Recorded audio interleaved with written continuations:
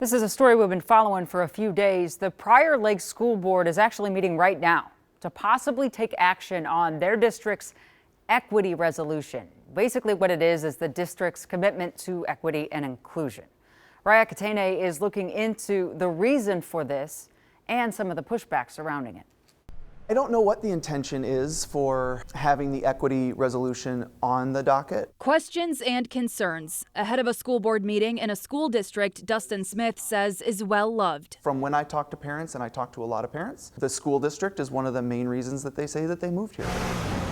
Smith attended school in Prior Lake and now has 2 incoming kindergartners, but he says the Prior Lake Savage Area School District is facing big problems. We are facing a budget deficit where we're talking about closing schools, where we're talking about closing not one school, but maybe multiple schools.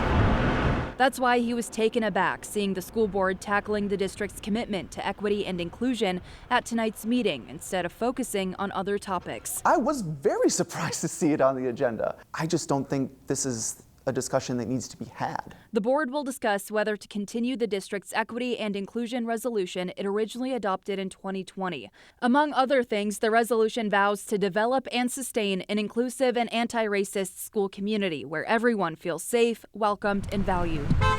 School Board Chair Dan White declined an interview ahead of the meeting, but said in an email that as the district continues to ensure every student receives what they uniquely need, the board will be discussing the resolution to determine if it's still necessary given the direction and commitments outlined in the district's strategic plan. Well, a lot of people are using lines like, this resolution prioritizes diversity, equity, and inclusion above academic achievement. And if you read the first page of the resolution, it repeatedly says it's there to call for improvement in academic achievement and to close achievement gaps. Michael Nelson, who previously served on the school board, helped draft and pass the resolution in 2020. So with no public notice and with people distracted by school being out and graduation, I'm concerned that this is an attempt to go quietly and just finish this.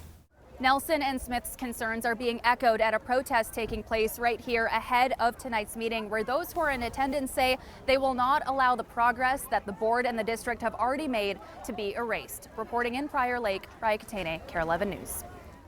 Thanks, Raya.